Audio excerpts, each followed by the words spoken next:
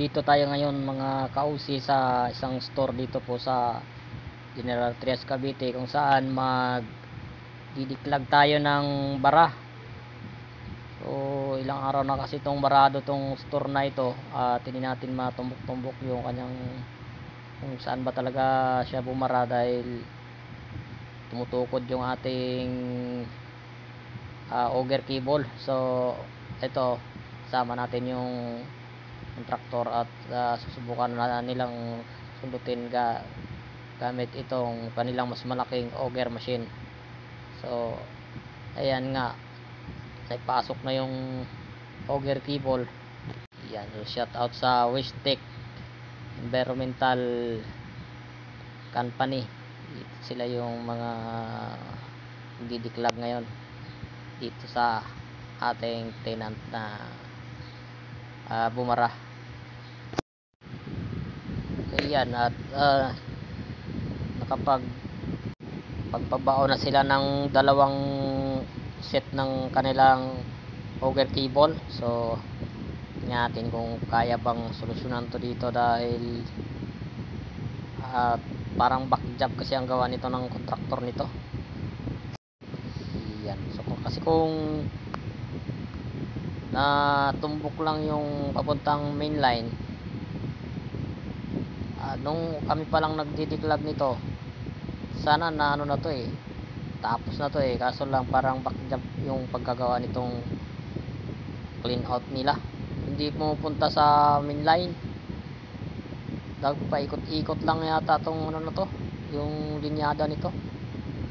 Yan, so ito mga expert talaga tong ano na to ngayon. Ito yung kanilang trabaho, puro lang sila sundot lang. Galing pa daw ito sila sa Research World Manila. Sila yung kontraktor ng Research World Manila.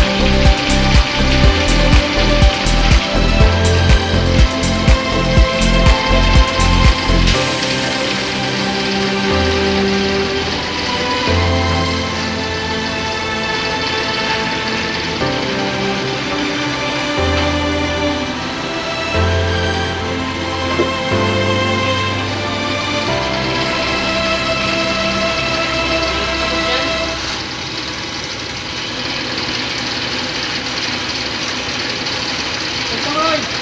Koy! Tugtong ka? Opo. Kaya na. Tugtong ka? Tugtong mo na.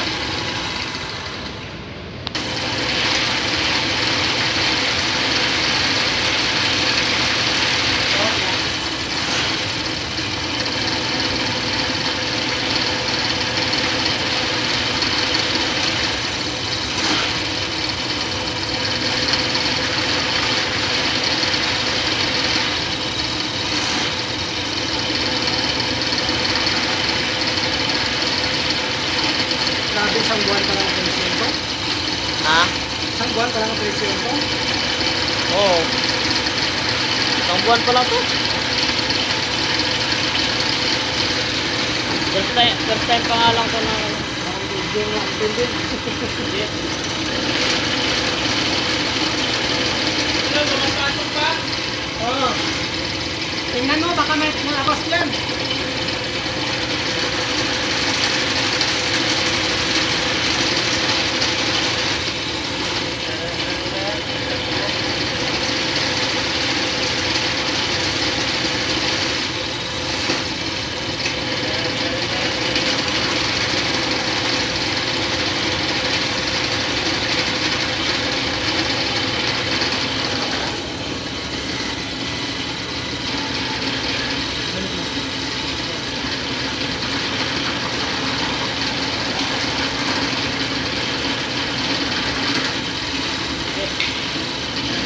Guys, ano yung pamotor? Ilan talim na yan? Apang-apat yan. So, ayan mga kausi. Clean out.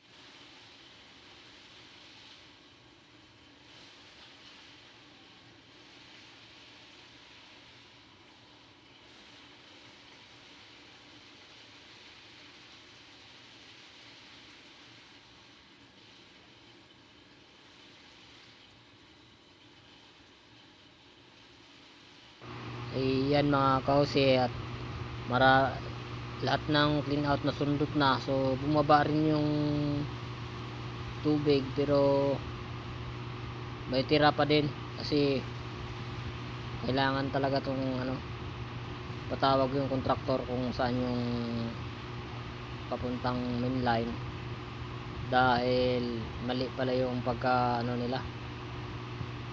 So kaya nagkaroon ng bara.